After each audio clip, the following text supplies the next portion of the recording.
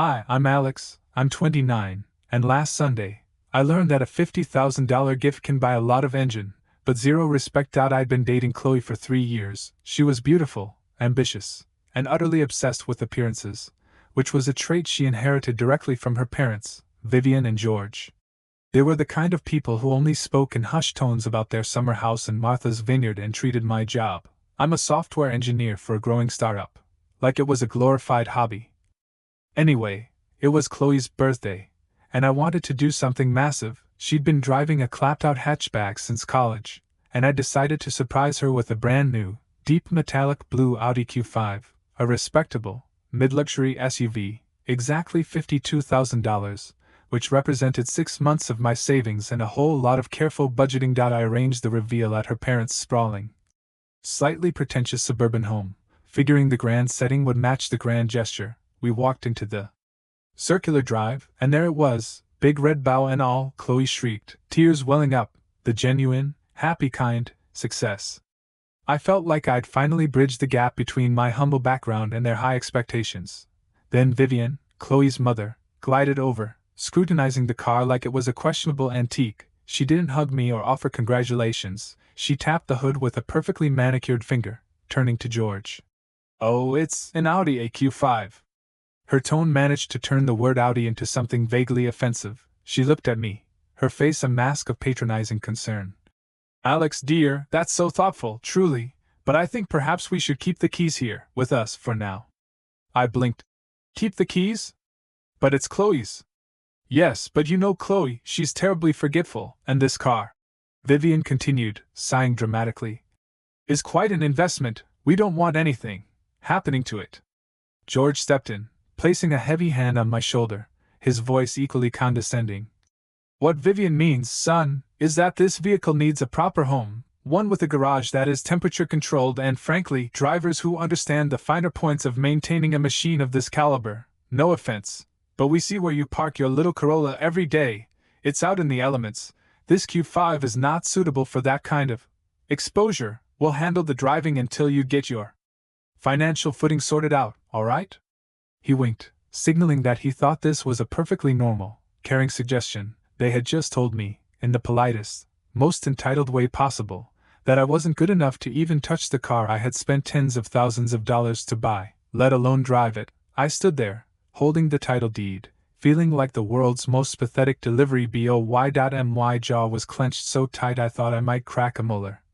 Chloe, meanwhile, was beaming at the car, completely oblivious to the quiet, devastating insult her parents had just lobbed at me. She wasn't defending me. She was too busy checking her reflection in the tinted windows. "Oh, Mom, you're right. Alex, you are such a sweetheart, but you know how chaotic my apartment parking is. This is the best solution." The sheer casualness of their entitlement was stunning. They weren't just insulting my parking. They were stripping the power of the gift, redefining it as an allowance provided by them, simply facilitated by my money. I realized then that to them, I wasn't a future son-in-law. I was a useful, temporary ATM who needed adult supervision. "No, that's not all right, George," I said, my voice dangerously steady. "It's her car. I bought it. I own the title until she registers it, and she drives it." Vivian gave a small, theatrical laugh that sounded like dry leaves rustling. "Oh, Alex, don't be dramatic. We're just being practical. You simply don't have the assets for this kind of responsibility. You're what, 29? And you're still renting, right? When you buy a respectable property, say, something north of $1 million, then we can talk about who drives our daughter's car." She emphasized our daughter's car as if I was currently trying to steal a family heirloom, the mention of my rental status. The one thing I was intensely self-conscious about was a direct hit. I'd been working towards a down payment, sacrificing every luxury, including the ability to afford a garage. But what truly twisted the knife was the way they were effortlessly shifting the entire scenario. It wasn't my gift anymore. It was now their asset, which they were graciously allowing their daughter to use. Once they deemed the driver worthy. I looked at Chloe, hoping for some flicker of loyalty, some spark of realization that her parents were being utterly vile. Instead, she just looked annoyed that I was creating a scene. "Alex, please. Don't make this a thing. It's just a car. Let's just enjoy the party, okay? You can drive it later." "No. I repeated, louder this time. I walked over to the car, ripped the giant red bow off the windshield, and threw it onto the pristine lawn. I pulled out the original title and the registration forms. Since this is causing so much confusion, let's be clear, George, Vivian. This car is registered in my name until Chloe officially signs the new title. Right now, it's my property, and I've decided I'm not ready to give it away. Vivian gasped, looking genuinely horrified. George's face went from condescending to crimson. You can't do that. That's a gift. You presented it. It was a conditional gift. I corrected, grabbing the keys back from Chloe's confused hand. The condition was that she and her family treat me with a modicum of respect. Condition failed, I'm taking my property back. I opened the driver's door of the brand new Audi Q5, dropped my old beat-up Corolla keys on the perfectly manicured lawn, and got in. The silence was absolute. The silence lasted for about 3 seconds before Vivian shrieked. You get out of that car right now, you insolent little engineer! I ignored her, enjoying the satisfying thunk of the expensive door closing. I inserted the key fob, and the luxury SUV hummed to life. The leather smelled brand new, and the engine sounded like pure, unadulterated opportunity. I looked over at Chloe, whose face was now a fascinating mix of shock, embarrassment, and dawning fury. Alex, this is humiliating. What are you doing? She whispered urgently, running up to the window. I'm proving your mother right, I said, putting the car into reverse. This vehicle is indeed an investment, and I've decided to be more responsible with my investments, like your parents advised. George, bless his pretentious heart, threw himself in front of the car. You stop! This is larceny! We'll call the police!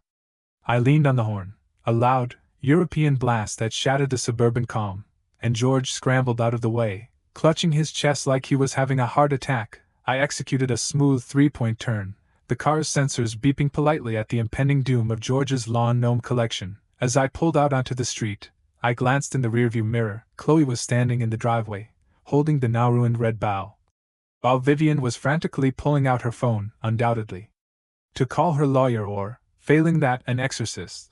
But the real, stomach-dropping moment came about 5 minutes later, as I was driving away from their neighborhood, the smooth power of the Q5 a stark contrast to the chaos I'd just left behind. The burner phone in my pocket, the one I used exclusively for work calls, buzzed. It was a cryptic message from my startup's CEO. Emergency, massive SEC freeze, your account's hit, call me ASAP. My blood ran cold. I immediately pulled over, heart hammering against my ribs. I called the CEO. Chris, he sounded frantic. Alex, thank God, we're getting slaughtered. You remember that massive IPO we were planning for next month?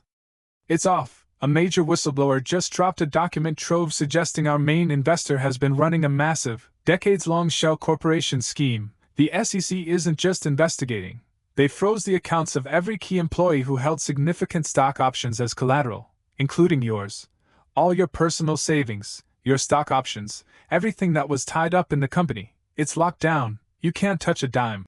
The world tilted. The startup. My financial future. The very foundation that allowed me to buy that car in the first place. It was all gone, evaporated into an opaque legal freeze. The $50,000 I'd spent on the Audi was now, ironically, the only liquid, major asset I possessed. Everything else was locked away, possibly forever, entangled in a federal investigation. I looked at the luxurious leather interior, realizing I hadn't just driven away in a car, I had driven away in my last tangible lifeline. The dramatic exit I had just executed was about to become my reality.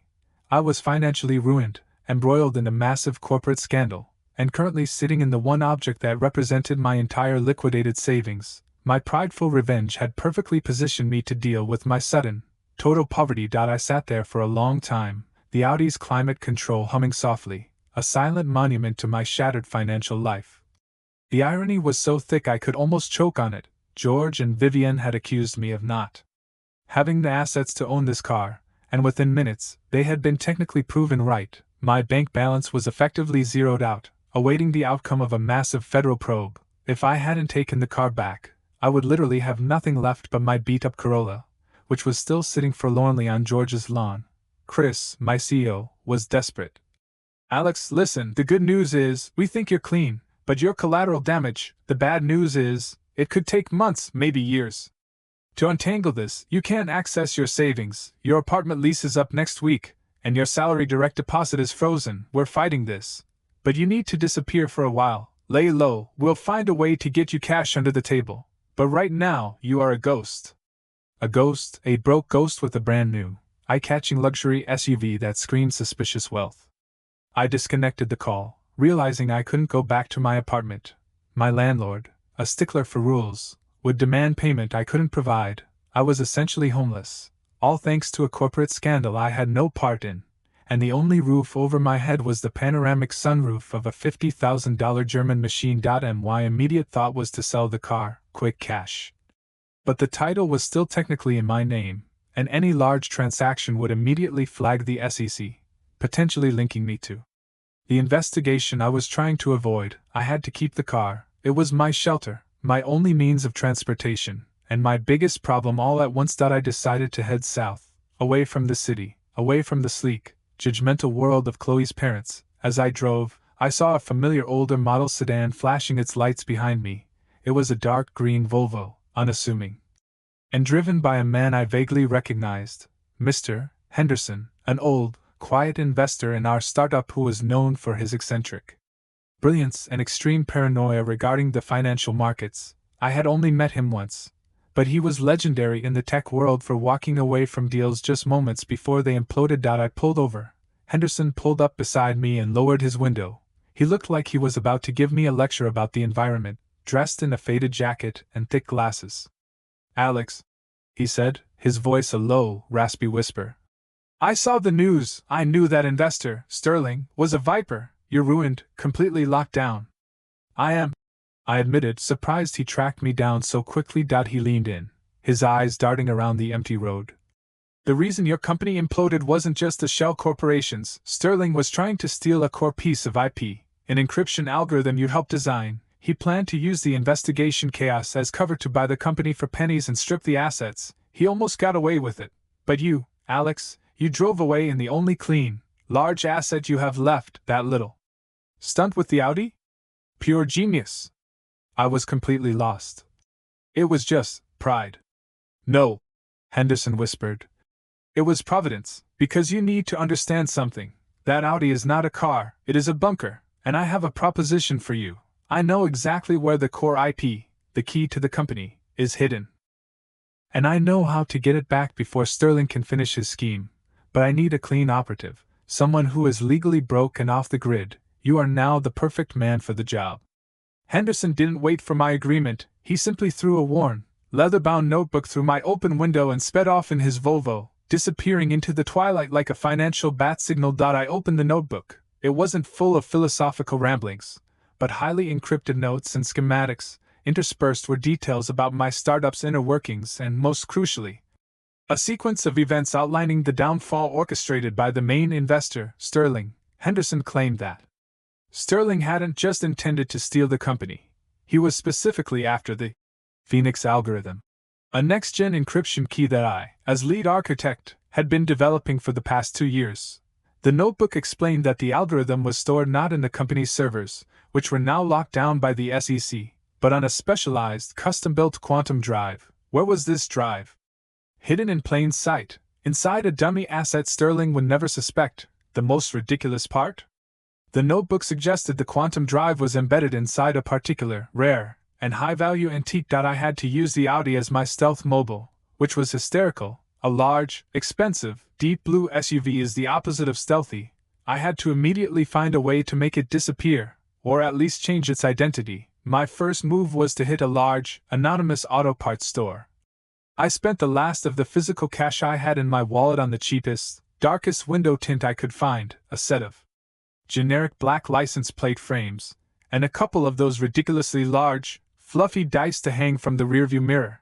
Anything to make the car look less executive and more college student who won the lottery.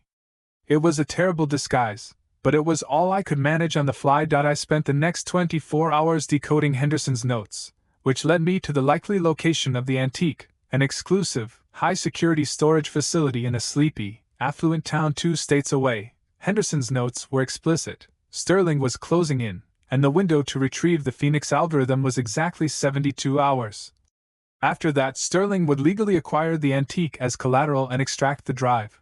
The twist of the knife was realizing that the skills I had honed to please Chloe's parents, the need to present myself as financially stable, the ability to budget to afford an exorbitant luxury item, the very suit I was still wearing, were now my tools for survival. I was the perfect clean operator because, according to every government agency, I had no money, no current employment, and no motive beyond desperation. I called Chloe's phone. It rang twice before she picked up, her voice icy. "You have some nerve, Alex. My mother is having palpitations. Give us the car back." "I can't, Chloe. Listen, you need to tell your parents to do something for me. I need them to do a favor for their insolent engineer if they ever want to see my face again." "What could you possibly want?" she scoffed. "I need them to tell any interested party, insurance, police, the bank, that I have legally gifted the car to their family and that they are holding it in a remote, secure garage in the Hamptons until I clear up my personal affairs. They need to create a false trail for this Audi. If they cooperate, I promise to return the car in 2 weeks. If they don't, I will drive it into the nearest river, and they can deal with the insurance claim, their move." I hung up before she could reply, knowing I had just leveraged the only thing they cared about, the illusion of wealth and control, to protect myself. I had turned their snobbery into my perfect alibi. My bluff worked. The power of the snobbery was stronger than their rage. George and Vivian couldn't tolerate the idea of losing a $50,000 asset and having to admit to their friends that the car was either stolen or, worse, voluntarily surrendered to a watery grave by an insolent engineer. So, they put out the cover story. The Audi was safely tucked away in a remote family garage, temporarily shielded from my poor financial judgment. Perfect. The SEC, Sterling's spies, and anyone else tracking my movements would assume the car, my only physical beacon, was hundreds of miles away, enjoying the Hamptons air. I drove nonstop, using the Audi's surprisingly efficient long-distance capabilities. The notebook led me to the storage facility. It was nondescript, specializing in high-value art and antiques. I didn't have the codes or the connections for a direct breach. I needed finesse, not a crowbar. The antique in question was a massive, 18th-century English grandfather clock currently stored in a climate-controlled unit that Sterling had leased. The quantum drive was supposedly hidden behind the clock's heavy brass pendulum. I spent the next night observing the facility. The only way in was through the loading dock, which was heavily monitored. I had to create a distraction that was so ridiculous, so utterly forgettable, that no one would flag it as suspicious until I was long gone. My plan, inspired by the sheer absurdity of my current situation, was to pose as a delivery driver for a ridiculously specific, high-end item. I bought a cheap, oversized canvas print of a cartoon cat wearing a monocle from a roadside tourist trap and packaged it in a giant, flimsy, custom-made wooden crate. I also bought a dozen boxes of expensive but generic French pastries and a hideous, neon pink uniform from a defunct courier service. My entrance was a masterpiece of incompetence. I pulled the Audi up to the loading dock. The sight of the beat-up courier driving a Q5 was the first layer of distraction, and then loudly and aggressively argued with the lone security guard about the delivery protocols for my extremely important, extremely fragile piece of avant-garde art.